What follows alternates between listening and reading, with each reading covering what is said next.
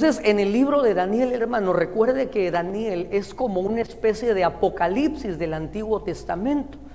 El libro de Daniel, hermano, es como una especie de sombra, hermano, del libro de la revelación que recibe el apóstol Juan. Pero entonces tomamos como base, hermano, la cuestión de que cuando Babilonia conquista, hermano, digamos así, al mundo, no solamente lo conquistan bélicamente, sino que también se dan a la tarea de adoctrinar, se dan a la tarea de trasladarle, pero veíamos, hermano, algo bien interesante, y es que el objetivo o el target, hermano, de Babilonia fueron traer a jóvenes, fue adoctrinar a jóvenes, y hemos estado conversando que la población a nivel mundial es joven.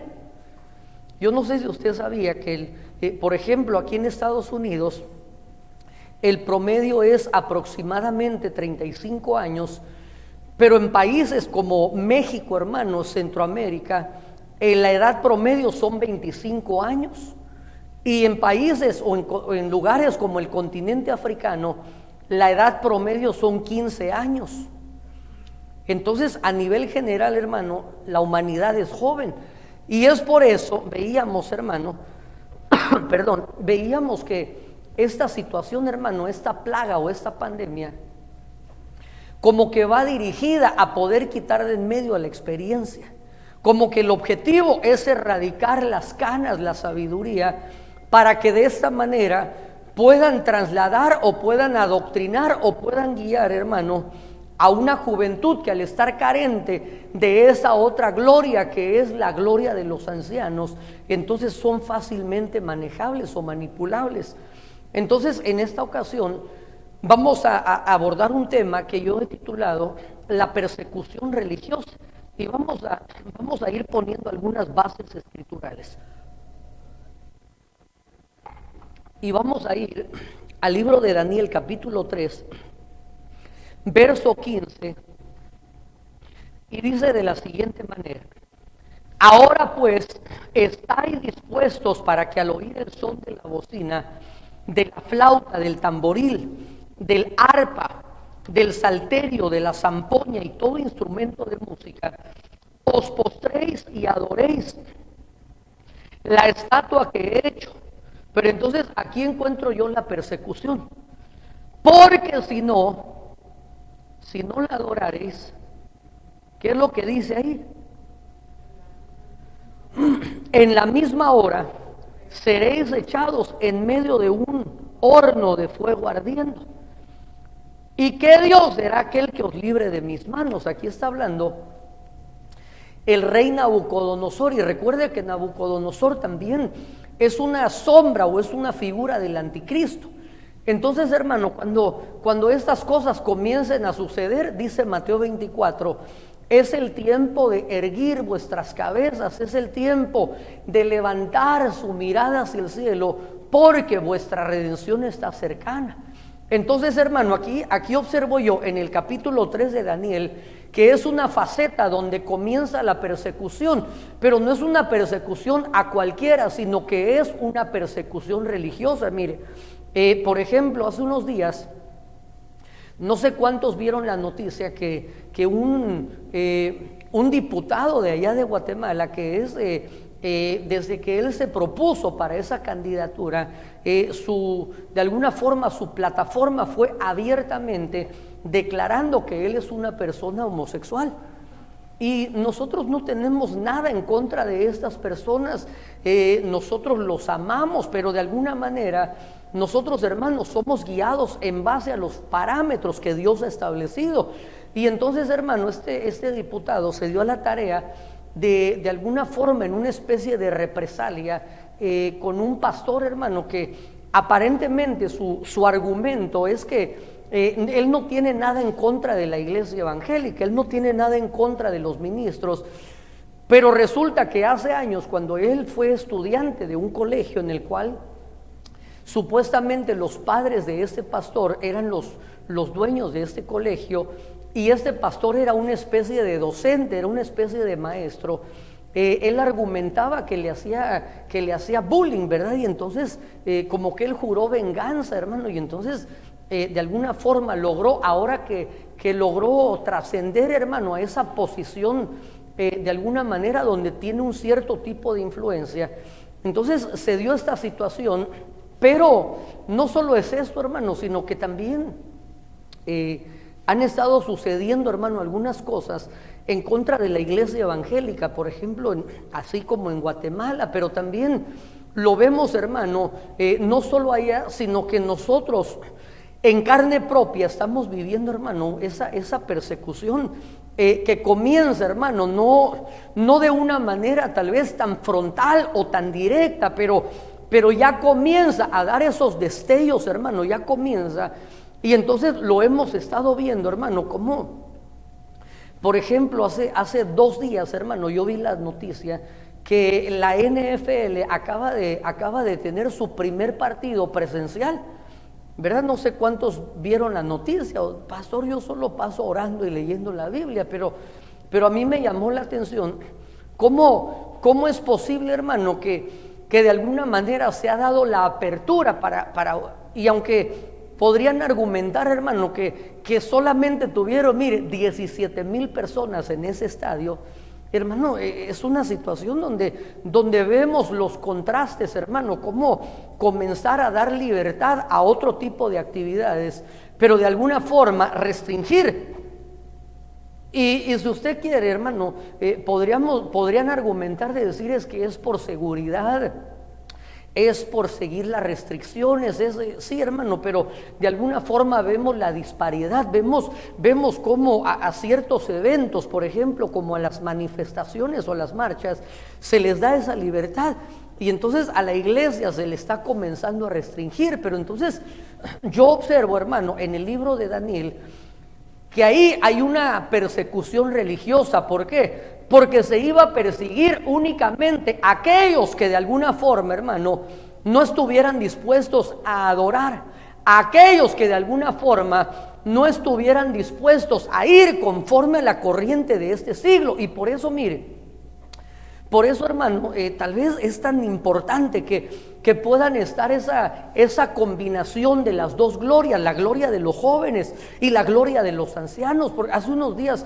yo conversaba con Ariel y él siempre me pregunta, papá, pero ¿y por qué esto? Papá, ¿y por qué el otro? Y sabe que de alguna forma a mí me gusta que él me pregunte, porque a través de esas inquietudes, hermano, a través de esas preguntas, yo de alguna forma puedo tener como una especie de parámetro, como una especie de perspectiva, hermano, de cómo están pensando los jóvenes, de cómo están pensando nuestros jóvenes, hermano. Y por eso la importancia de que haya una voz, hermano, que pueda estar proclamando, que pueda estar direccionando. Mire, y nosotros los pastores necesitamos esa voz, hermano, y gloria a Dios que tenemos esa voz apostólica que a nosotros nos está de alguna manera dirigiendo con esa visión satelital. Nos está diciendo, por aquí es seguro, aunque se mire rocoso, aunque se vea oscuro. Y entonces quizás hay otros caminos que parecen más accesibles, y entonces nos dice, por aquí no nos vayamos. ¿Por qué? Porque para eso se necesita una visión apostólica, una visión satelital. Y de la misma forma la iglesia necesita esa visión del pastor, porque recuerde que la visión de la oveja es limitada. Y entonces cuando yo converso con él me dice, papá, pero y esto. Y es que mire, muchas de las cosas, hermano, que nosotros vemos a través de los medios de comunicación son manipuladas. Es decir, que ellos nos presentan lo que quieren que nosotros veamos, y de esta forma comenzar a formar una mentalidad, comenzar a formar un criterio. Y por eso es importante, hermano, que nosotros estemos indagando. Por ejemplo, hay agencias, hermano, que se dedican a crear noticias falsas, y entonces esas noticias falsas comienzan a difundirse, hermano, y entonces uno se hace un criterio en base a una noticia falsa. Pero entonces le decía yo que conversando con él me gusta, porque me da esa especie de feedback, cuál es como el pulsar de los jóvenes, cuáles son las dudas, las inquietudes, hermano. Y por eso es importante que cuando se ponía a arar a 2 bueyes, debían poner a un buey joven con un buey viejo. Y aunque aparentemente quizás el joven se desesperaba, pero mire, esta carrera no es una carrera de velocidad, es una carrera de resistencia. Por eso el apóstol Pablo entiende que él va a ser galardonado, no al inicio, no a la mitad, sino cuando podamos decir, he acabado la carrera. Entonces, aquí hay algo interesante, hermano, y quiero que veamos con la ayuda del Espíritu Santo. No sé si, tal vez le voy a hacer un poquito más grande esto y se lo voy a ir moviendo aquí. Pero hay 10 persecuciones, hermano, o prácticamente serían 11 que yo encuentro. Por ejemplo, la primer persecución que comenzó hacia los cristianos de parte de los judíos, vemos que comienza, hermano, cuando en el libro de los Hechos, Saulo de Tarso comienza dice la Biblia, respirando amenazas de muerte, obtiene cartas del sistema religioso para comenzar a perseguir a la iglesia del Señor Jesucristo. Pero entonces cuando la iglesia comienza, hermano, a partir del libro de los Hechos, la iglesia tiene su inicio y se le conoce como la iglesia primitiva. Es un término que utilizan para hablar de la iglesia del inicio. Entonces hay 10 persecuciones, hermano, a cristianos dentro del Imperio Romano. La primera fue, mire, si quiere, se la pongo ahí, le saca una picture y después la estudia en su casa. Solo quería ponerle esta información para que entendamos, hermano, que la Biblia nos deja ver que no hay nada nuevo debajo del sol. Que de alguna forma, hermano, ya nos han precedido y por eso la Biblia dice, teniendo pues tan grande nube de testigos, despojémonos de todo peso del pecado que tan fácilmente nos asedia y corramos la carrera con gozo. Pero esto significa, hermano, que nosotros tenemos una nube de testigos, de hombres y mujeres de Dios que ya han transitado por la ruta que nosotros estamos transitando. Quizás no de la misma manera, hermano, porque nosotros estamos viviendo algo inédito, estamos viviendo algo nunca antes visto, pero de alguna forma, hermano, en las Escrituras nos sirven para poder encontrar un punto de apoyo, un punto de referencia. Y de esa manera, hermano, nosotros recibir esa inspiración, ese consuelo de cómo estos hombres y mujeres en medio de situaciones similares lograron salir victoriosos. Entonces, son 10 persecuciones, hermano, de diferentes Césares. La palabra César no es que alguien se llamaba así, sino que era el nombre que se usaba para designar al emperador en turno. Entonces, la primera comenzó con Nerón en el año 70. La segunda, hermano, la persecución de Domiciano. No le vaya a poner ninguno de estos nombres a un sobrino ni a un nieto, ¿verdad? La tercera fue la persecución de Trajano, del año 109 al 111. La cuarta, la persecución de Marco Aurelio, del año 161 al 180. La quinta, la persecución de Séptimo Severo, del año 202 al año 203. La sexta fue la persecución de Maximino, aquí me equivoqué, es del año 235. La séptima es la persecución de Decio, del año 250 al 251. La octava, la persecución de Valeriano, del 256 al año 259. La novena, la persecución de Diocleciano, que se llamó también la gran persecución, porque de alguna forma estuvieron a punto casi de erradicar a los creyentes. Y la décima, la persecución de Juliano. Entonces, finalmente termina esto cuando Constantino toma de alguna manera el poder y entonces de alguna forma, hermano, recibe él supuestamente en un sueño la revelación, con este símbolo vencerés, y entonces ahí comienzan las cruzadas y ahí comienza a implementar, hermano, el cristianismo, pero de alguna manera fue un instrumento del enemigo, hermano, porque de alguna manera imperial lo establecieron, hermano, como la religión oficial. Y entonces, hermano, la iglesia, esa iglesia ferviente, esa iglesia celosa, de alguna manera se fusionó con todo tipo de costumbres y religiones del Imperio Romano. Y entonces, hermano, es lo que conocemos ahora como la Iglesia Universal. Después investigue cuál es esa, ¿verdad? Pero no es la de los brasileños. Entonces, hay dos tipos de persecuciones, hermano, pero yo solo quiero ponerles este dato. Si me ayudas a leer, mi amor, por favor. Quiero que leamos el libro del Levítico, y para los que me estén viendo, le estoy hablando a mi esposa, ¿verdad? No vayan a decir, el pastor qué amoroso es con las hermanas, ¿verdad? No, le estoy hablando a mi esposa. Libro de Levítico, capítulo 26, verso 23. Y a los que queden de vosotros infundiré en sus corazones tal cobardía en la tierra de sus enemigos, que el sonido de una hoja que se mueva los perseguirá, y huirán como ante la espada y caerán sin que nadie los persiga. Ok, gracias. Entonces yo observo, hermano, que hay dos clases de persecuciones. La primera de ellas, y vamos a hablar en unos instantes, es por amor a Dios, es por causa del Evangelio, es por causa de Él.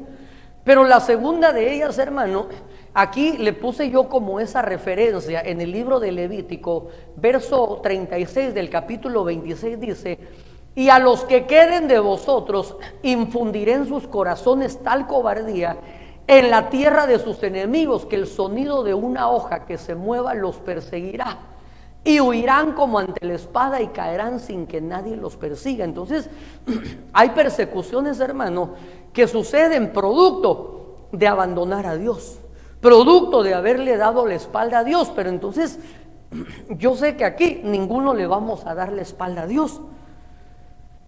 No me expande, hermano. Nosotros no somos de los que retroceden, somos de los que permanecen, porque dice la Biblia: si alguno retrocede, el tal no agradará a mi alma. Entonces leamos ahora primer libro de Samuel, capítulo 21, verso 3 y verso 6. Ahora pues, ¿qué tienes a mano? Dame 5 panes o lo que tengas. Así el sacerdote le dio el pan sagrado, porque ahí no había otro pan sino los panes de la proposición, los cuales habían sido quitados de la presencia de Jehová para poner panes calientes el día que aquellos fueron quitados. Ok, entonces mire, yo al estar meditando en este pensamiento, comencé yo a ver, hermano, que de alguna forma David fue una sombra, hermano, fue un parámetro en el cual nosotros podemos ver a un hombre de Dios, a alguien consagrado a Dios, a alguien dedicado a Dios, que sufrió persecuciones. Y entonces sabemos, hermano, que de alguna forma Saúl también es un prototipo del anticristo, es otra figura del anticristo. Y entonces se da la tarea, hermano, de perseguir al ungido, de perseguir al hombre de Dios, hermano, de alguna manera representándonos a través de estos ejemplos. Y entonces cuando David, hermano, recibe la noticia de parte de Jonatán que el rey Saúl estaba determinado a darle muerte y que no iba a detenerse hasta que consiguiera dicho objetivo, entonces David huye del palacio. Y entonces comienza, hermano, ese tiempo de persecución. Pero fíjese que a mí me llamó poderosamente la atención estos versículos, hermano, en el cual David llega a la tierra de Nod, llega a la tierra de los sacerdotes, y entonces comienza a hablar con el sacerdote, el sumo sacerdote, Elimelech, y entonces le dice: ahora pues, ¿qué tienes a mano? Dame 5 panes o lo que tengas. Pero entonces mire, déjeme mostrarle esto. En el verso 6, el sacerdote comienza a hacerle una serie de preguntas, porque lo único que él tenía a mano era el pan sagrado, era el pan de la consagración, era el pan de la presencia. Y entonces usted sabe, hermano, que eso era únicamente para poder ser comido por los sacerdotes. Pero sabemos que David también, como es una sombra de Cristo, hermano, David fungió como rey, como profeta y como sacerdote. Entonces aquí observamos, hermano, que en el verso 6 el sacerdote dice, le dio el pan sagrado, porque ahí no había otro pan sino los panes de la proposición, los cuales, mire, habían sido quitados de la presencia para poner panes calientes el día que fueron quitados. Entonces mire, yo le puse aquí como título a este verso, a estos versos: es el tiempo de un pan nuevo. Cuando viene el tiempo de la persecución, hermano, mire, es el tiempo, porque ahí observo, hermano, la figura, que cuando comienza la persecución de David, entonces justo en ese momento el sacerdote le dice: voy a hacer un cambio de pan, voy a poner un pan nuevo, porque se llegó el tiempo de cambiar estos otros panes. Entonces sabemos que el pan es figura de la palabra. Y entonces lo que yo observo aquí, hermano, es que el tiempo cuando la persecución comienza es una dispensación nueva, porque definitivamente tenemos que ser alimentados de una manera diferente. Y mire, y desde que ha comenzado, hermano, todo este proceso de la pandemia, hermano, la iglesia ha sido alimentada definitivamente de una manera diferente. Ha sido alimentada con un pan nuevo y de alguna forma el Señor nos ha permitido poder alimentarlos a través de las plataformas digitales, hermano. Pero no solamente yo veo, hermano, como lo novedoso o como lo diferente, la forma de trasladar el mensaje, sino que aún yo siento en mi espíritu que el mensaje cambió. El mensaje cambió, el pan fue cambiado, y entonces ahora es tiempo de un pan nuevo. Es tiempo de un pan diferente. Entonces mire, déjeme seguir aquí avanzando, hermano, porque lo veo algo preocupado. Pero mire, leamos primer libro de Samuel, capítulo 21, verso 7, por favor. Y estaba ahí aquel día detenido delante de Jehová uno de los siervos de Saúl, cuyo nombre era Doeg, edomita, el principal de los pastores de Saúl. Ok, entonces mire este cuadro, hermano. Cuando David llega a la tierra de Nod, y entonces él le pide esos panes al sacerdote, hermano. Entonces mire, me llamó la atención que dice el verso 7 que ahí estaba aquel día, estaba detenido delante de Jehová. Mire, era alguien, hermano, como que estaba en una especie de trato, en una especie de disciplina, hermano, delante del Señor. Y entonces ahí estaba este hombre llamado Doeg, y dice: uno de los siervos de Saúl, cuyo nombre era Doeg edomita. Pero mire, aquí hay varias cosas que hay que resaltar, de las que tenemos que conversar. Este hombre llamado Doeg era el principal de los pastores de Saúl. Y el nombre de Doeg significa temor.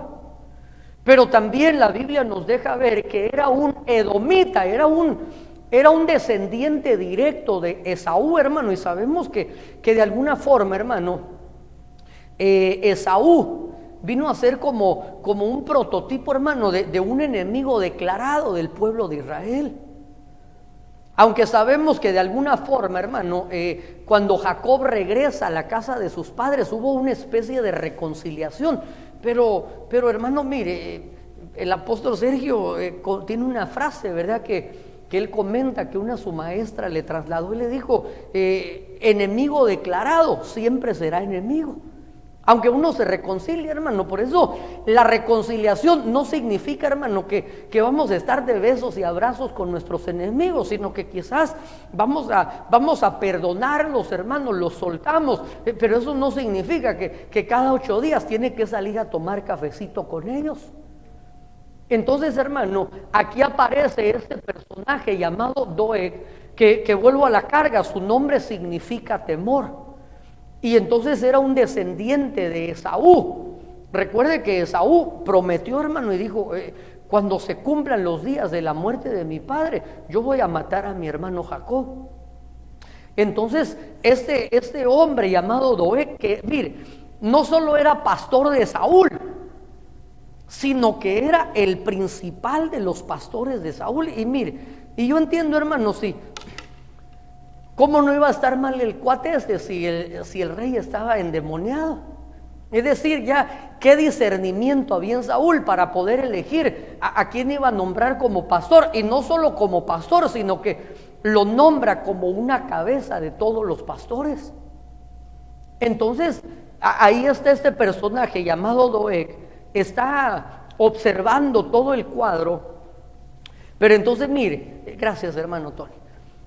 Aquí hay otro verso, hermano, que a mí me bendijo tanto. Leamos el capítulo 21, verso 8, de ahí mismo, del primer libro de Samuel. Y David dijo a Ahimelech: ¿no tienes aquí a mano lanza o espada? Porque no tomé en mi mano mi espada ni mis armas, por cuanto la orden del rey era apremiante. Y el sacerdote respondió: la espada de Goliat, el filisteo, al que tú venciste en el valle de Elá, está aquí envuelta en un velo detrás del efod. Si quieres tomarla, tómala, porque aquí no hay otra sino esa. Y dijo David: ninguna como ella, dámela. Ok, entonces mire, algo que yo observo aquí es que en el tiempo de la persecución, hermano, no va a haber tiempo de nada. Es como lo que estamos viendo, hermano, en estos momentos, que hay esos grandes incendios, hermano, en diversos puntos del estado de California. Pero mire, de repente, quizás, permítame verlo desde esta perspectiva, con un incendio, quizás hay lugares donde están teniendo anuncios, ¿verdad? Que se preparen, que las llamas se están aproximando y tienen que evacuar. Y hasta cierto punto uno podría prepararse, pero dígame, ante un terremoto, ¿usted qué saca de su casa? Mira, a veces es tanto el temor que usted sale y ya afuera dice: ay, dejé a mi marido, ¿verdad? Y ni modo. Pero usted dice: primero mis dientes y luego mis parientes. Entonces, en una situación así, hermano, cuando uno tiene que huir, digámoslo, en una persecución religiosa, conforme el parámetro que estamos observando hoy, ¿qué le dio tiempo de llevar a David? ¿Qué llevaba David? Nada. Pero entonces mire, llega donde está Ahimelech y le dice: no tienes aquí a mano lanza o espada, porque no tomé en mi mano mi espada ni mis armas, por cuanto la orden del rey era apremiante. Y entonces mire qué interesante, hermano, porque recuerde que también la espada es un prototipo de la palabra de Dios. La espada del Espíritu es la palabra de Dios. Y entonces mire, aparentemente no llevaba nada, pero en realidad sí tenía. Y por eso le ponía yo como título, hermano, que en medio de la persecución vamos a estar armados con la palabra de las victorias de antaño. Por eso qué maravilloso, hermano, que nosotros tenemos ese registro glorioso de esos 66 libros, en los cuales, hermano, encontramos momentos, hermano, de regocijo, encontramos adversidades, encontramos desafíos, pero en cada uno de ellos, hermano, podemos encontrar la mano poderosa de nuestro Dios. Encontramos cómo cuando los hombres y mujeres, hermano, volvían sus corazones a Dios, cómo el Señor les dio victorias tan sobrenaturales y gloriosas que únicamente pudieron haber sido hechas por mano de Dios. Entonces nosotros, hermano, en este tiempo de persecución vamos a ser armados con la palabra de las victorias de antaño, para que nos sirva a nosotros como un parámetro o como un punto de referencia, hermano. ¿Cómo lograron conquistar? Mire, por ejemplo, ahora usted ya sabe cómo se mata un gigante. ¿Cómo se mata un gigante? Ok, mire, tomemos como ejemplo eso. Antes de la hazaña de David, ayudado por Dios, era algo inédito. El gigante se presentaba, hermano, y hacía temblar desde Saúl hasta el más pequeño, porque nadie había derrotado a un gigante. Pero entonces mire, cuando aparece David, él nos hace ver, hermano, que ese gigante que se veía quizás impenetrable, invulnerable, tienen un punto débil. Hablando en lo físico, ¿cuál era la debilidad de ese gigante? La cabeza. Y entonces ahora usted ya sabe, hermano, que si ve un gigante, tomando como referencia a David, no le va a tirar una pedrada a los caites, a los cayos, a los juanetes. ¿A dónde le tiene que apuntar? A la cabeza, porque usted sabe que si logra darle, y mire, si es gigante, ha de tener una cabezota, ¿verdad? Seguramente. Entonces, si logra dar una buena pedrada en la cabeza, tiene una buena posibilidad de derrotarlo. Pero mire, no solo le va a dar la pedrada en la cabeza. ¿Qué debe hacer después de que dé el somatón el gigante? Hay que rematarlo. Entonces, mire, de esa manera fueron sentando esas bases o esos precedentes para que nosotros podamos estar armados con la palabra de las victorias de antaño. Y definitivamente el Señor nos va a sustentar, porque la Sulamita dice: susténtame con pasas, pero también nos va a dar definitivamente estrategias nuevas, va a ser hazañas nuevas, pero ahora no lo va a hacer con David, no lo va a hacer con Moisés, no lo va a hacer con Josué y Caleb. Ahora te va a utilizar a ti para que continuemos escribiendo el libro glorioso de los hechos de la iglesia del Señor Jesucristo. Entonces, hermano, le dice a Ahimelech: aquí no hay otra sino la espada de Goliat, aquel que mataste. Entonces, como que le está recordando que en un momento, quizás cuando se vio con posibilidades casi nulas, hermano, de poder salir victorioso, como que le está recordando y le dice: recuérdate que anteriormente ya estuviste en una situación sumamente difícil, y el Dios que te dio la victoria seguramente te dará también la victoria frente a esta situación. Entonces, nosotros debemos ser armados, o vamos a ser armados con las victorias de antaño. Mire, por esa razón, aquí le puse yo la primera carta a los tesalonicenses. Tal vez esto se mira pequeñito, pero yo se lo voy a leer. Y es que lo tomé como un comentario que encontré, hermano, en una concordancia, hermano. Y es que dice ahí que el apóstol Pablo, temeroso que las aflicciones abrumaran a la joven iglesia de Tesalónica, entonces le tuvo que escribir a los creyentes, porque mire, especialmente, hermano, cuando uno está nuevito, ¿verdad? Mire, no sé, vi a Ronnie y al otro muchacho, no sé si donde el pastor empezó a hablar de persecuciones, dijeron: monos, ¿verdad? No, yo sé que tienen que regresar, pero mire, cuando alguien está nuevo en la fe, hermano, y generalmente, hermano, a uno cuando a uno lo evangelizan o a uno lo invitan a la iglesia, a uno le dicen: mire, venga para que se arregle su problema, venga para que tal vez el Señor lo puede sanar, el Señor puede hacer la obra en su matrimonio, ese es su muchacho que está descompuesto, el Señor lo puede cambiar. Y efectivamente así es. Pero muy pocas veces, hermano, nosotros evangelizamos a alguien diciéndole que son muchas las aflicciones del justo.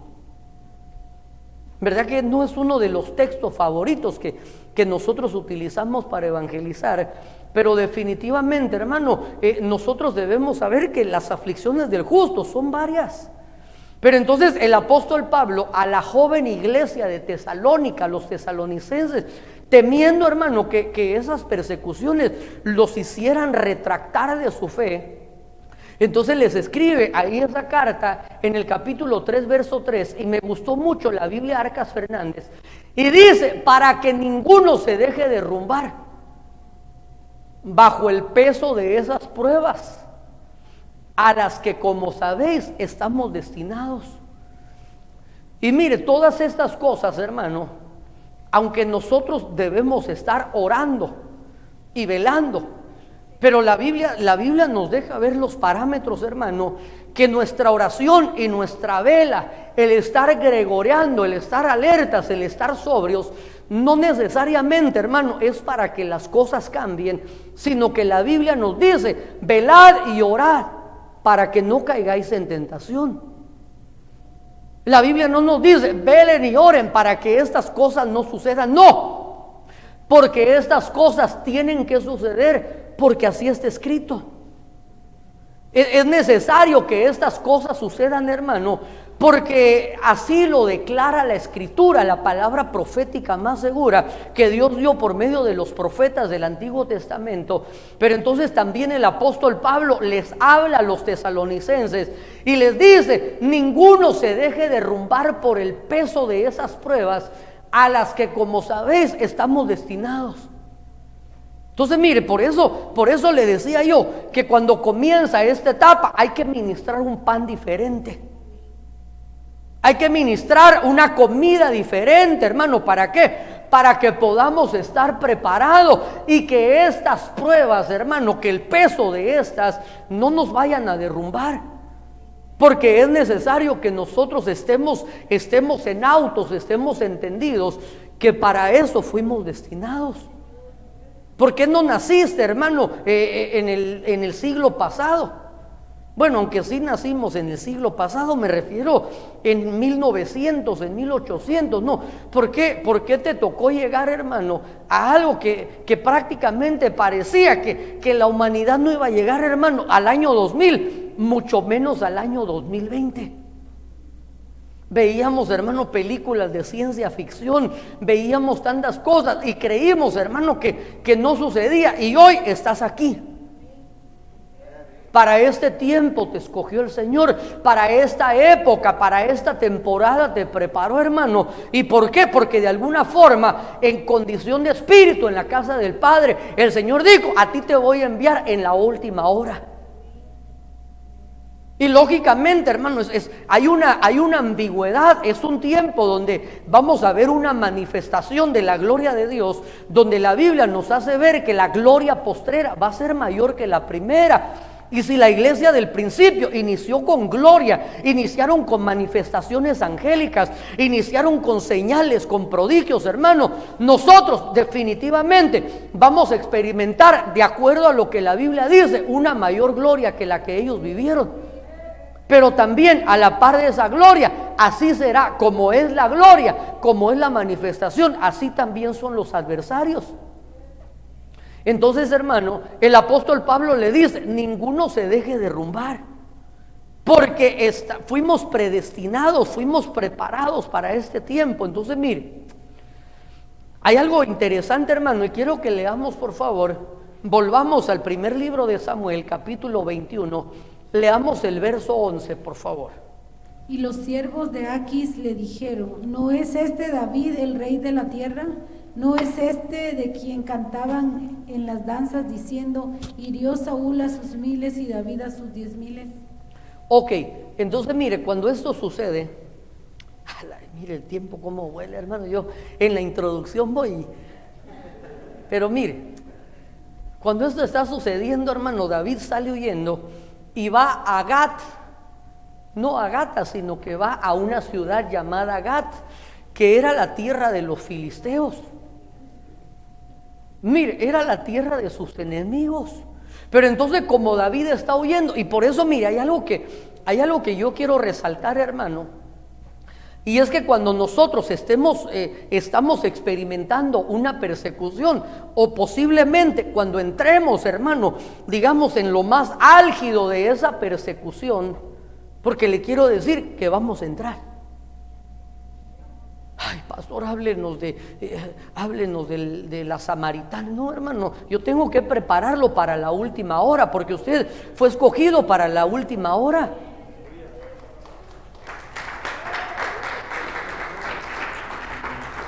Entonces, mire, cuando esto sucede, hermano, nosotros debemos ser cautelosos y debemos, hermano, ser dirigidos por Dios de una manera tan clara, tan puntual, hermano. Porque mire, cuando uno está bajo presión, uno comete graves errores.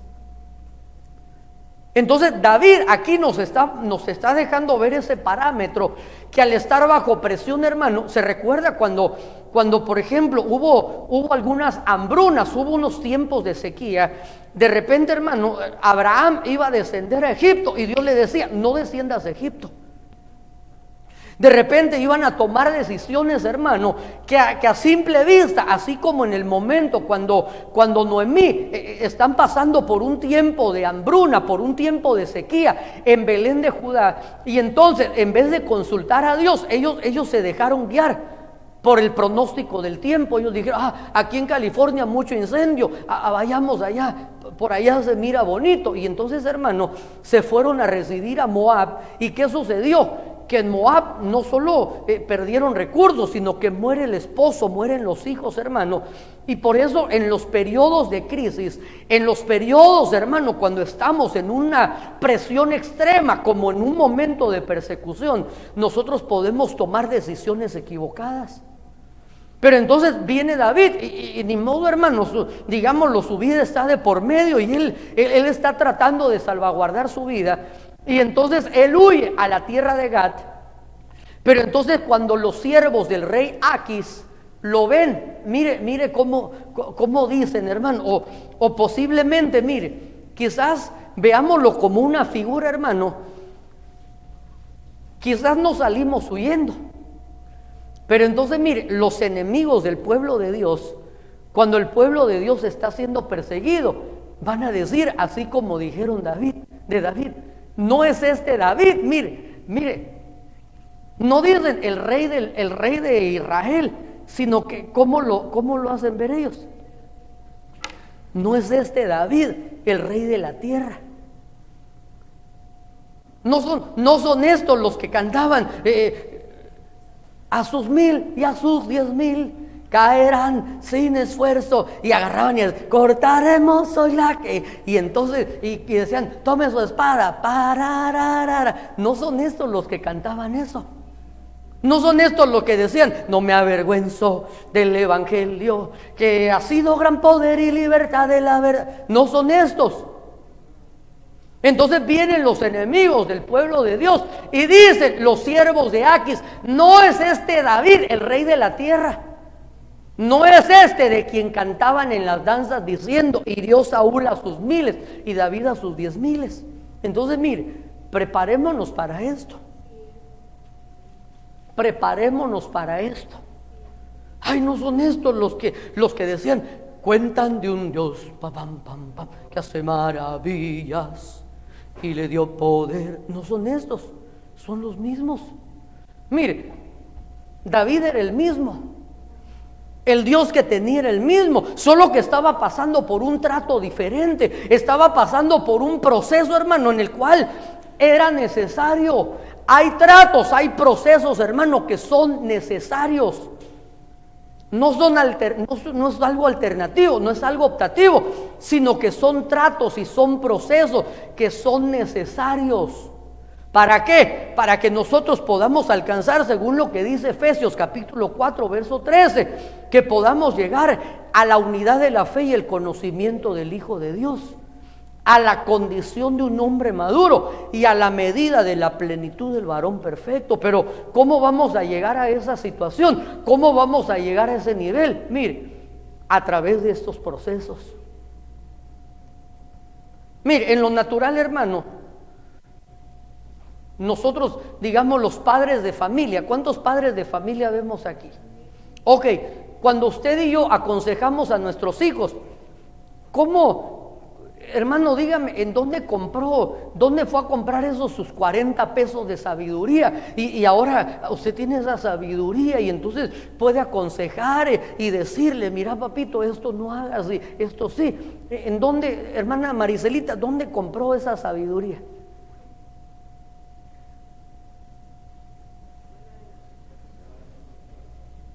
Hermana Judith, ¿dónde la compró? ¿Cómo? Mire, no la compramos, no, la adquirimos dándonos unos grandes somatones en la cabeza.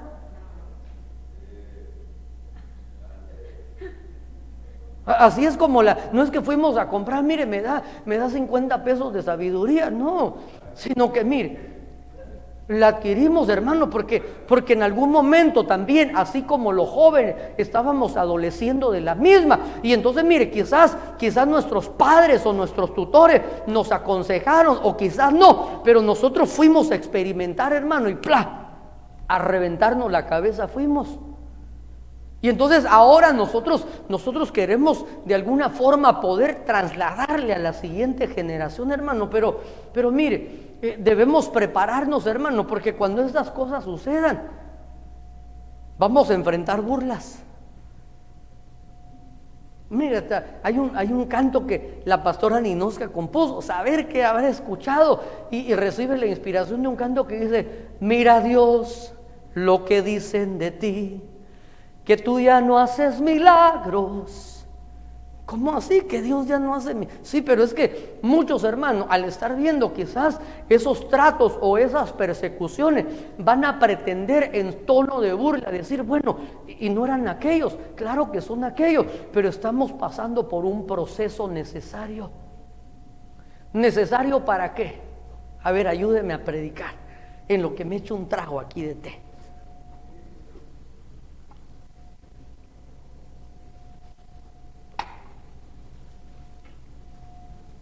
¿Qué es lo que dice el libro de Cantares? ¿Qué es esto que sube? ¿De dónde? Del desierto. ¿Y en el desierto qué hay, hermano? En el desierto hay calor. En el desierto hay un trato. En el desierto, hermano, hay un proceso. ¿Para qué? ¿Qué sucedió con el pueblo de Israel? Fueron desintoxicados, fueron purificados, fueron probados, hermano. Entonces nosotros necesitamos esos procesos para que podamos posteriormente alcanzar ese nivel donde ya no dicen ¿qué es esto?, sino que dicen ¿quién es esta que sube? Que ya fue hermoseada, que ya fue esclarecida, que ya está resplandeciente, pero que en la última fase sube como un ejército imponente con banderas tremolantes, como un ejército ordenado. Pero mire, ¿dónde aprendió? ¿Dónde fue hermoseada? ¿Dónde fue esclarecida? ¿Dónde resplandeció? Definitivamente en medio de los procesos, en medio de los tratos. Por ejemplo, a mí me gusta ver, digamos, cuando son las promociones, ¿verdad? De los, por ejemplo, de los Marines, ¿verdad? Y dígame si no se ven chileros así con sus trajes así de gala militar, ¿verdad? Y hasta les dan su espadín, ¿verdad? Un sable. Y entonces dicen the few, the proud. Pero mire, uno los ve bien chileros, así bien, quizás entraron así, puro jorobado de Notre Dame, peludos, hermano, pero no, ya cuando salen, hasta, hermanos, se miran así. Uno hasta barrigón se siente al lado de ellos, ¿verdad? Los mira uno así y sacan el sable, hermano, así. Y entonces, mire, qué maravilloso. Pero mire, preguntémoslos cómo fue el proceso que pasaron para poder llegar a esa estatura. ¿Cuántos desertaron? ¿Cuántos claudicaron, hermano, para poder llegar a ese nivel? Entonces, mire, para poder llegar al nivel que el Señor preparó para nosotros, hermano, vuelvo a la carga. Tenemos que pasar por persecuciones. Miren, ningún amén, pero a mí no me preocupa, hermano, porque yo sé que para esto también fui preparado. Entonces, mire, leamos por favor ahí mismo en el primer libro de Samuel, capítulo 21, verso 13. Y cambió su manera de comportarse delante de ellos y se fingió loco entre ellos, y escribía en las portadas de las puertas y dejaba correr la saliva por su barba. Mire, llega a la tierra de Gat, donde están los enemigos. Dice, ¿que no es aquel del que cantaba Saúl hirió a sus miles y David a sus 10,000? Y entonces, hermano, mire, vuelvo a la carga. Cuando uno está bajo estrés, hermano, uno muchas veces no tomamos las decisiones adecuadas. Cuando estamos bajo una extrema presión, hermano, casi al punto de quiebre, muchas veces, hermano, podemos tomar decisiones erróneas. Y por eso es importante, hermano, que nosotros entendamos que en la multitud de consejeros está la victoria. Que nosotros podamos estar rodeados, hermano, de hombres que han experimentado, que han adquirido no solo la sabiduría a través de los años, sino que han alcanzado la sabiduría a través del principio que Dios estableció, que es el temor a Jehová. Que han madurado, que han crecido. ¿Para qué?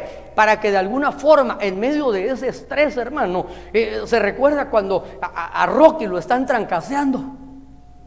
Y entonces él dice, Michael, throw this out, please, Michael, throw this out. Y entonces, y el viejito sale el viejito y tal vez él pensó que a tirar la toalla y llega a pegarle una gran regañada. It's not over until it's over. Keep fighting, Rocky. Y entonces uno dirá así, como a él no lo están trancaseando, ¿verdad? Le está diciendo, es que esto no se acaba hasta que se acaba. Pues o se acaba o me acaban a trompadas, quizás decía Rocky. Pero ¿qué es lo que sucedió? Le estoy poniendo algo terrenal para trasladarlo a lo espiritual. ¿Qué sucedería si no hubiese habido esa experiencia? Quizás Rocky se hubiera quedado solo en Rocky 1, porque se hubiera rendido. No tendríamos hoy Rocky 524, ¿verdad? Ya en silla de ruedas y todavía pelea, pero necesitamos esa voz de la experiencia. Y entonces mire, David, aquí en el verso 13 del capítulo 21, como ha llegado a la tierra de Gad, donde están los enemigos y se están burlando, hermano, ¿qué es lo que hizo David?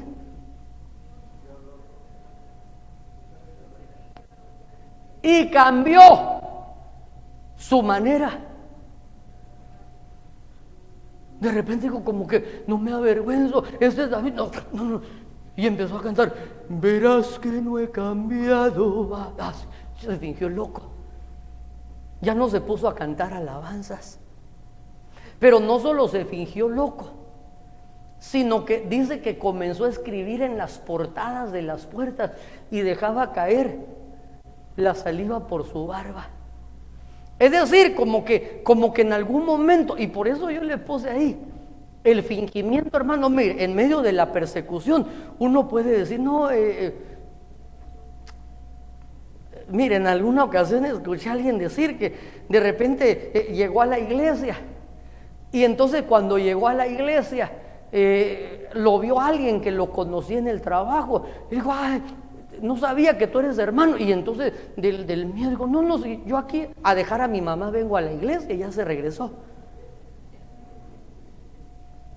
¿Por qué? Por temor a ser acosado en su trabajo. Entonces cuando se ve ante esta situación, hermano, comenzó a fingir. Pero mire, el fingimiento solo podrá aliviar temporalmente. Solo traerá un alivio temporal. Mire, y esto es importante que nosotros entendamos. Quizás cuando nosotros estamos en diferentes entornos o en atmósferas, hermano, por ejemplo, nosotros los ministros, hermano, estamos rodeados de hermanos, ¿verdad? O por lo menos eso creemos, ¿verdad? Pero usted ni modo, usted va a su trabajo. ¿Cuántos hermanos hay en su trabajo? 0, ¿verdad? O quizás hay alguno, quizás, pero prácticamente, hermano, usted va y está rodeado de no creyentes, está muchas veces en un entorno hostil. Y entonces a veces, hermano, uno puede tal vez fingir o no declarar su fe así muy abiertamente, quizás con el propósito de mantener la paz, pero esto va a traer un alivio solo temporal.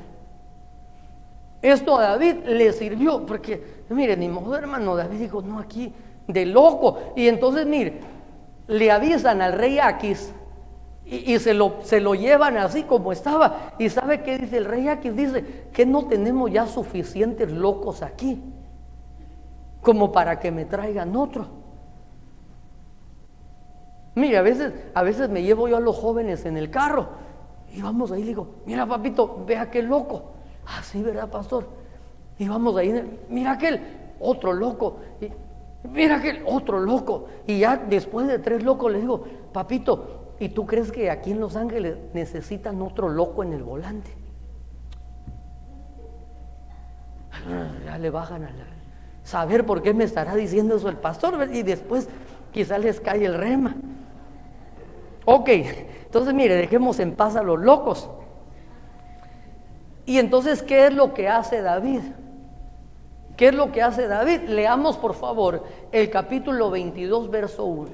Yéndose luego David de allí, huyó a la cueva de Adulán, y cuando sus hermanos y toda la casa de su padre lo supieron, vinieron ahí a él. Ok, entonces mire, después de estar ahí en Gat y fingirse loco, él dijo, esto no es lo mío. Y entonces en el verso 1, yéndose luego David de ahí, huyó a la cueva de Adulam, y cuando sus hermanos y toda la casa de su padre lo supieron, vinieron allí a él. Adulam quiere decir lugar cerrado, quiere decir refugio. Entonces, ¿qué significa, hermano? Que en medio de la persecución, hermano, cuando esta comienza, hermano, de alguna manera nosotros siempre vamos a encontrar un refugio. ¿En dónde está nuestro refugio? Mire, yo tengo que prepararlo a usted para eso. Si alguien me dice, aquí en la church, pastor, y si, hermano, y si hay persecución, la church va a estar cerrada. Es lo primero que van a atacar. Entonces, ¿dónde está nuestro refugio? Nuestro refugio está en Él. Por eso Él es nuestro refugio. Él es nuestro pronto auxilio en el momento de la tribulación, hermano. Por eso es que, mire, la iglesia no es de este edificio. Alguien dirá, ¿y a dónde me vine a meter? No, es que la iglesia la conformamos los creyentes. Mire, se recuerda cuando nos salimos al parqueo. ¿Dónde estaba la iglesia? Ahí, a la intemperie, en el cielo abierto o bajo el sol, hermano. Ahí estaba la iglesia. Si nos trasladamos a una casa, ahí está la iglesia. Entonces la presencia de Dios está donde nosotros estamos. Por eso no debemos recorrer a buscar refugio quizás con los adversarios, quizás en lugares erróneos, sino corramos a Él. Corramos a Él. En medio de la adversidad, corramos a Él. Adulam significa lugar cerrado o refugio. Pero entonces, mire, yo le voy a leer estos versos que están algo pequeños. Y es que esto es algo, hermano, que el Señor Jesucristo ya nos lo habló. Lucas 21:10, ahí búsquelo en su Biblia, si no me creo, es muy pequeña la letra. Entonces les digo, se levantará nación contra nación y reino contra reino. Habrá grandes terremotos y en diferentes lugares hambres y pestilencias. ¿Estamos viviendo eso? Habrá terror y grandes señales del cielo. Mire, no quiero entrar en ese tema, pero ya hace unas semanas atrás dieron un anuncio de la NASA que los extraterrestres sí existen. ¿Por qué habrán soltado esa información? Preparémonos para señales del cielo. Pero mire, dejemos eso ahí. Antes de todas estas cosas, eso es lo que quiero resaltar yo. Antes de todas estas cosas, os echarán mano y os perseguirán y os entregarán a las cárceles, a las sinagogas, y seréis llevados ante reyes y gobernadores, ante reyes y gobernadores que no quieren a la iglesia, por causa de mi nombre. Y esto será ocasión para dar testimonio. Mire qué impresionante, hermano. La persecución no es otra cosa, sino una ocasión. Es cierto, en el momento de la persecución, ninguno nos gozamos de la misma. Pero de acuerdo a lo que el Señor Jesucristo habló, Él dijo, esto será ocasión para dar testimonio. Proponed en vuestros corazones no pensar antes cómo habéis de responder en vuestra defensa, porque yo os daré palabra de sabiduría, la cual no podrán resistir ni contradecir todos los que se opongan.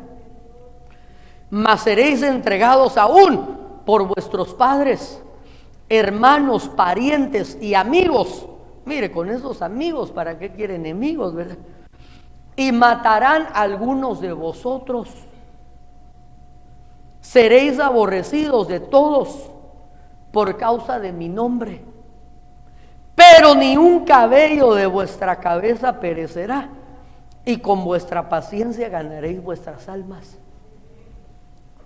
Es que mire, de lo que se trata, hermano, el evangelio no es de que paremos de sufrir, ni tampoco es irnos al extremo y entonces, pastor, sufrir me tocó a mí en esta vida y llorar es mi destino hasta el final, ¿no? Pero definitivamente, hermano, el Señor Jesucristo nos dijo que era necesario que antes de esas cosas echarán mano y os perseguirán. Aún algunos matarán. Seréis aborrecidos de todos por causa de mi nombre. Pero mire, pero él dice, ni un cabello de vuestra cabeza perecerá. Pero ¿cómo así? Si los van a matar, ¿cómo es que no va a perecer? Conversemos, hermano. Yo termino con este verso.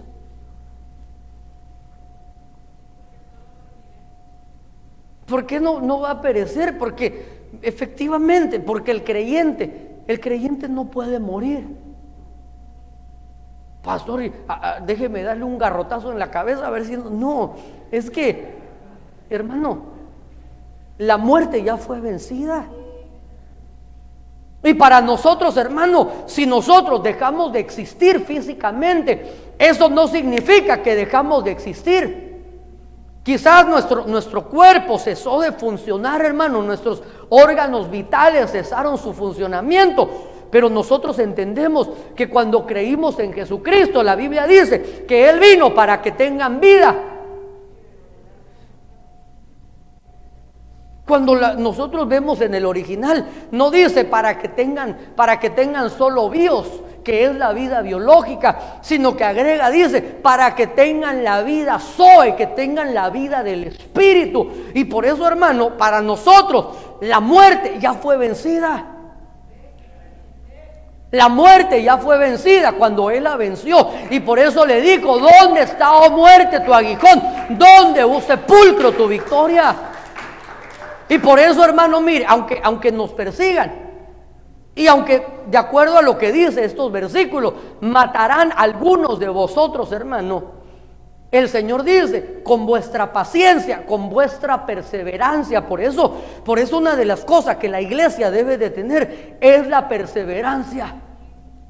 Y con esa perseverancia ganaréis vuestras almas. Entonces, mire, ya no le voy a leer más versos, que tenía un montón, hermano, pero otro día que tenga tiempo. Solo quiero leerle esta anécdota. Que esta es una anécdota, hermano, que la han registrado en los anales de la historia de la iglesia. Y entonces solo se la resumo así brevemente, pero quise ponérsela ahí para que pudiera de alguna manera ser fidedigno a esa anécdota. Cuentan que hubo en los tiempos, hermano, de la iglesia primitiva, un prominente, digámoslo así, hermano, un anciano, una especie de pastor de la iglesia llamado Policarpo. Y entonces este anciano llamado Policarpo era alguien prominente, hermano, era alguien respetado dentro del imperio romano aún. Y entonces cuando comienza una de esas persecuciones fuertes, hermano, un grupo de creyentes junto al anciano Policarpo son llevados ahí al Coliseo romano y tenían que comparecer delante del César. Y entonces mire, hay algo bien interesante, hermano, y es que en una de las persecuciones que yo le puse al principio, estaba leyendo algo que me impactó. Ahorita vuelvo a esta anécdota.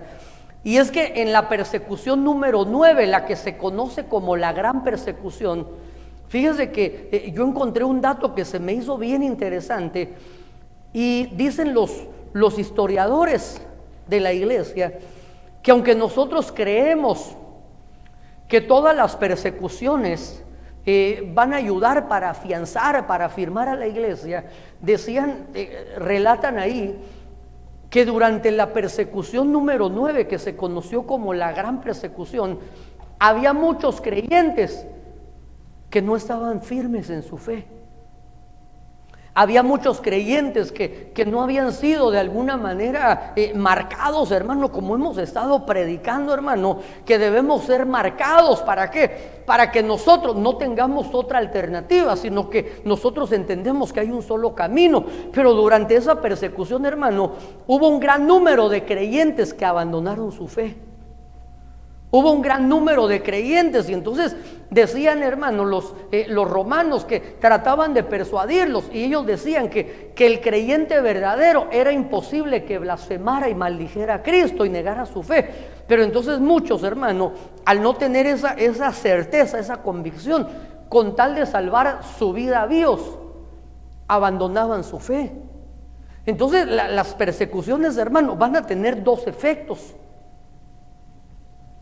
Las persecuciones, hermano, van a lograr que aquellos que de alguna manera estamos cimentados, estamos definidos, hermano, nuestra fe será como esa ancla que nos va a sostener. Pero para muchos, hermano, será algo que definitivamente va a marcar, hermano, un punto de partida para que abandonen su fe. ¿Por qué? Porque mire, si muchas veces, hermano, no teniendo persecuciones, tan fácilmente claudicamos. Mire, ahorita que digamos, hermano, no hay la oportunidad de llegar presencialmente debido a las restricciones. Pero mire, cuando hubo oportunidad en otro tiempo, no había límite de asistencia. ¿Cuánta gente, hermano, se daba el lujo de decir, hoy no voy a la iglesia?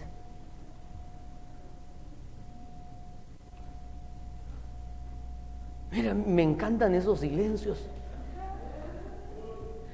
¿Cuánta gente, hermano, quizás por una diferencia con algún hermano o por algo, hermano, se daba el lujo de no llegar a la iglesia? Y entonces, mire, digamos, sin ninguna razón, hermano, quizás abandonaron su puesto. Ahora, ¿qué va a suceder cuando haya una persecución?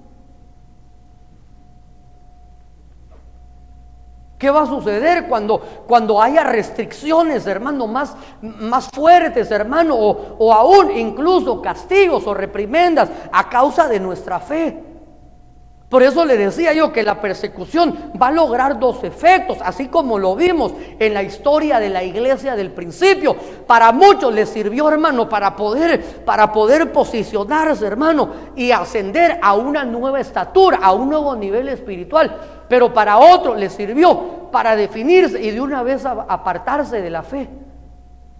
Entonces es lo que va a suceder. Pero mire, yo creo que nosotros vamos a ser de este grupo, así como el anciano Policarpo.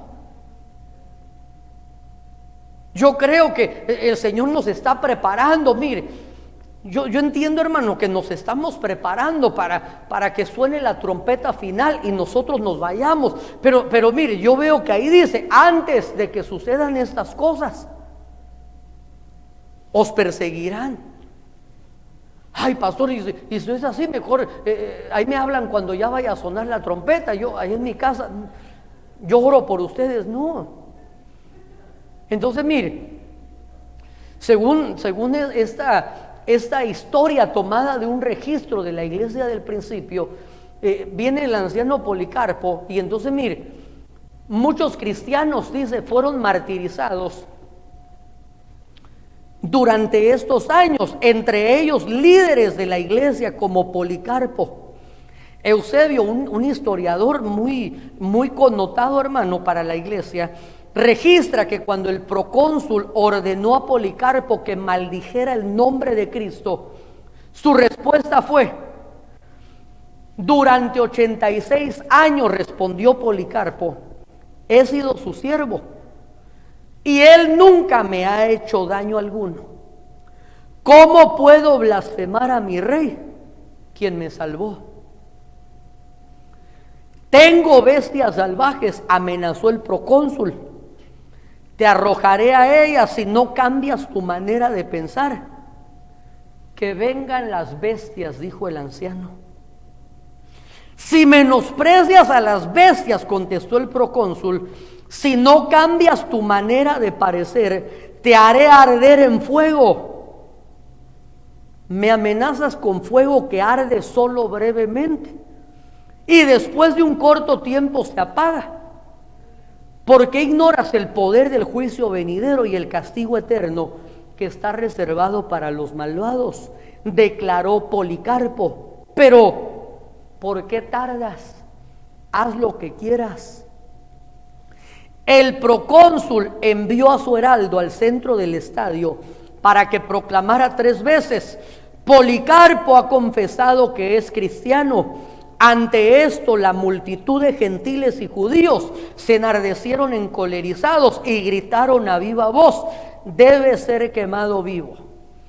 En menos tiempo del que precisa para contarlo, la multitud recogió troncos y leña seca, y cuando la pira estuvo lista, Policarpo oró: oh Padre, de tu amado Hijo Jesucristo, por quien te conocemos, te bendigo por este día y esta hora, que yo puedo junto a los mártires compartir la copa de Cristo para la resurrección, para vida eterna, tanto de alma como para cuerpo.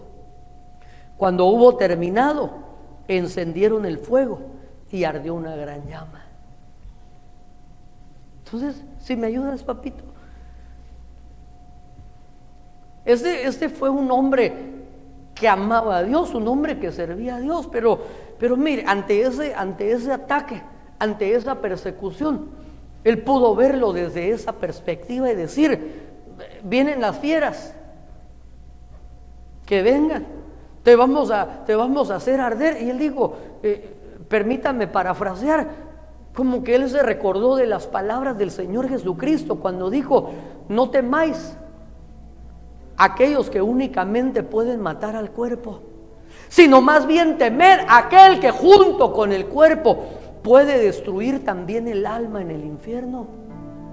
Entonces, hermano, este es un tiempo, hermano, donde yo siento en mi espíritu que cada vez las cosas están dando un cambio más radical, hermano. Estamos, es decir, no estamos, sino hemos entrado en una faceta diferente para la iglesia del Señor Jesucristo.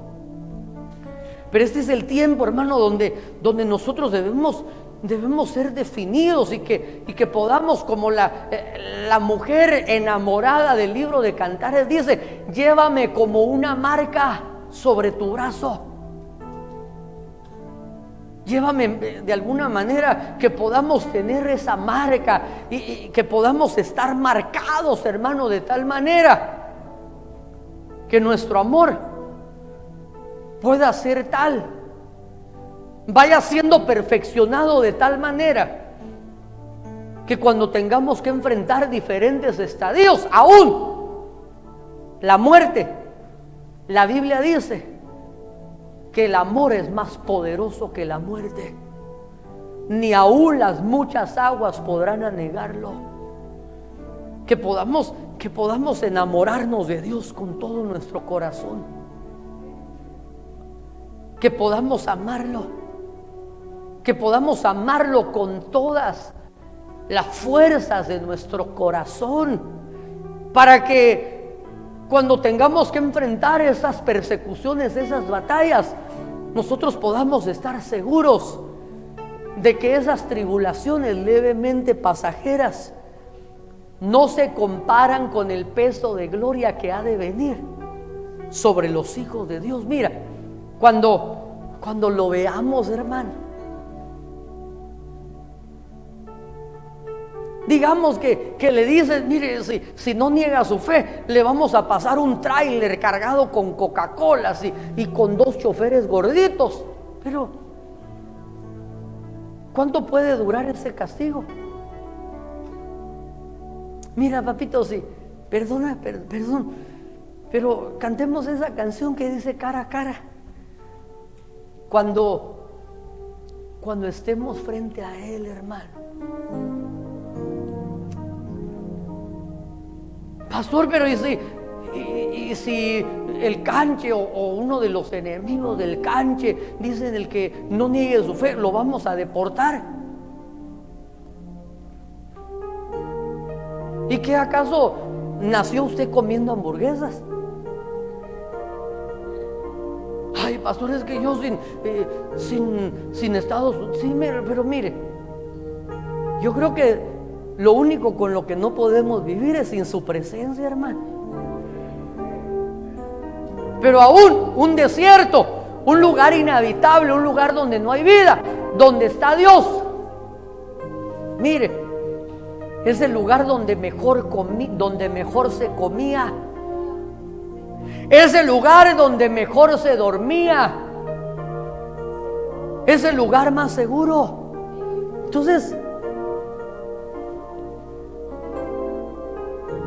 que no nos falte su presencia y que podamos mantenernos firmes, hermano, con la esperanza ardiendo en nuestros corazones, hermano,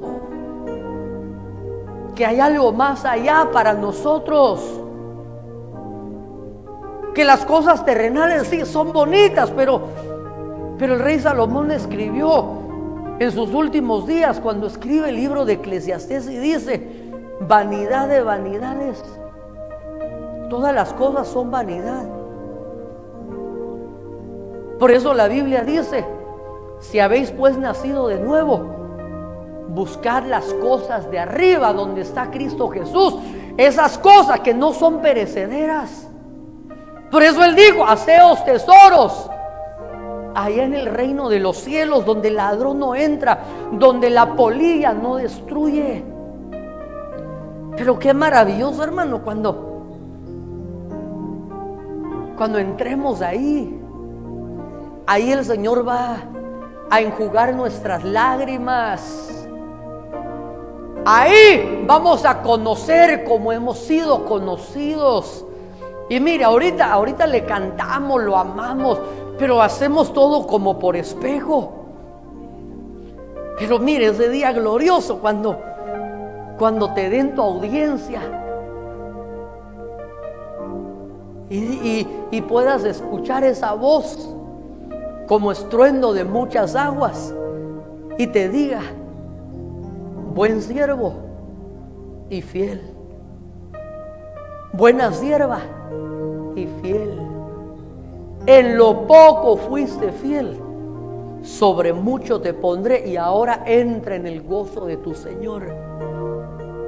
Y ahí, como vamos a estar en la eternidad, que diga: te he concedido 500 años para que estemos platicando, o no sé, te toca ese turno. Cuando estemos ahí frente al que nos dio vida, cuando contemplemos esos ojos, hermano, hermano. Pero mire, no solo contemplemos, cuando lo puedas agarrar ahí, no sé si agarrar los pies, hermano, le vas a besar su mano, le vas a besar su cuello, no sé, hermano, ¿qué es lo que vamos a hacer? Qué lindo. Présame el otro mic, papito, sí. Pero viene ese día glorioso. Viene.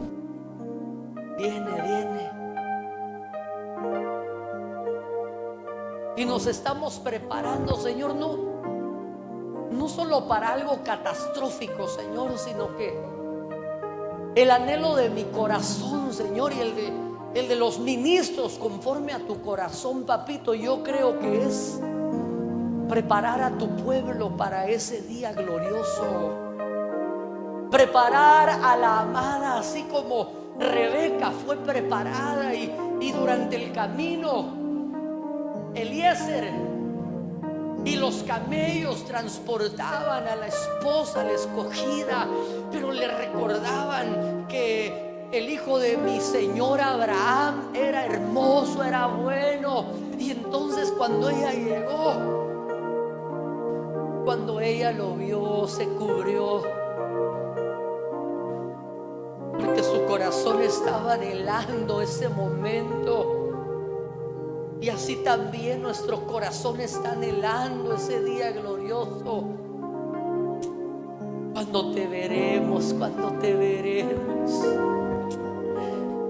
estemos delante de ti, Señor, donde nada más importe, donde el dolor, el sufrimiento quedó atrás, donde el llanto no existirá más. Sí, Rey, adoramos.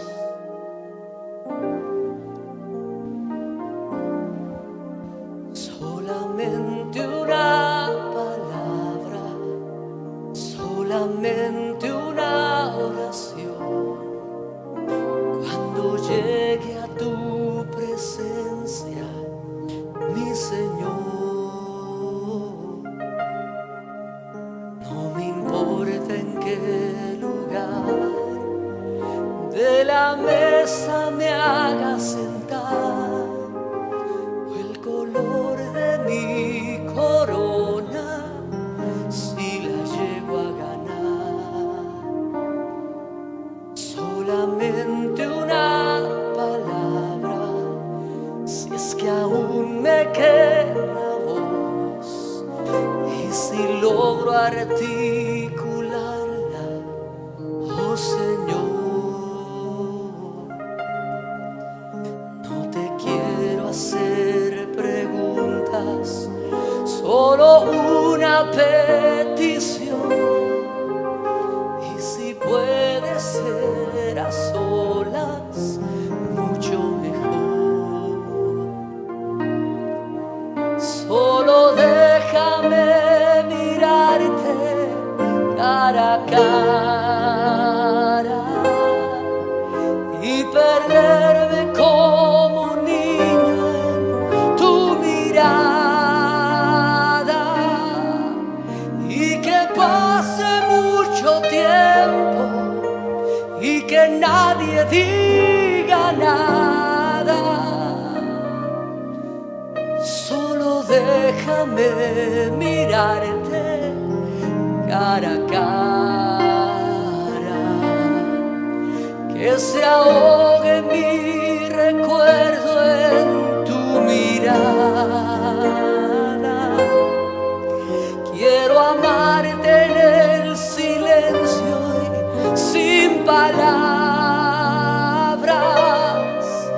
derrotado y desde el suelo, tembloroso y sin aliento,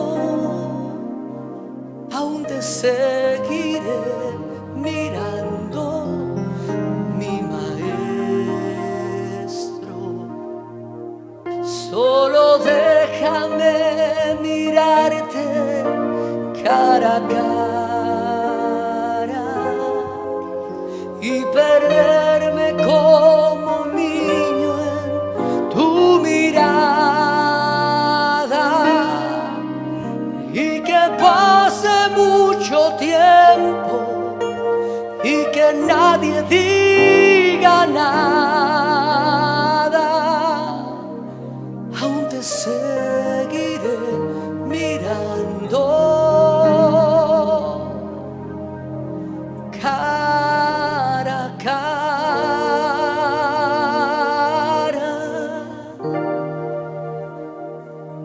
Sí, Señor. Sí, Rey. Qué lindo ese día glorioso. Oh, sí, Señor. Papito, yo te ruego, Señor, que la fe de tus hijos, Señor, aquellos que nos están viendo también a través de estas redes, Señor, ahí en sus casas, aquellos que quizás en otros países o en otros continentes están experimentando un tiempo de persecución, Señor, oramos para que la fe nuestra y la fe de ellos no falte, Señor. Que sea la fe esa ancla que nos ayude a mantenernos firmes, Señor, sabiendo que estas tribulaciones pasarán, que estas aflicciones pasarán, que cielo y tierra pasarán, pero tu palabra permanecerá para siempre. Gracias, Señor. Levanta tus manitas al cielo. Papito, hoy bendigo a tu pueblo, Señor. Hoy vengo sellando esta palabra, estas promesas, estas instrucciones divinas en las mentes y en los corazones de tus hijos. Hoy vengo cerrando la boca del saco con esta preciosa semilla, con la copa de plata, con las monedas de oro dentro, Señor, suplicándote, hazlas fructificar al 100%.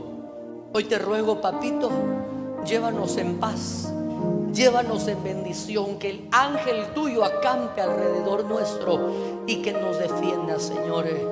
Y desde ya, Señor, atamos todo espíritu de venganza, todo contraataque, todo accidente, y lo enviamos a los abismos. Y te rogamos, Señor, que así como se hace en el cielo y en la tierra, se haga también en nuestras vidas tu perfecta voluntad. Padre, te damos muchas gracias en el nombre poderoso de Cristo Jesús.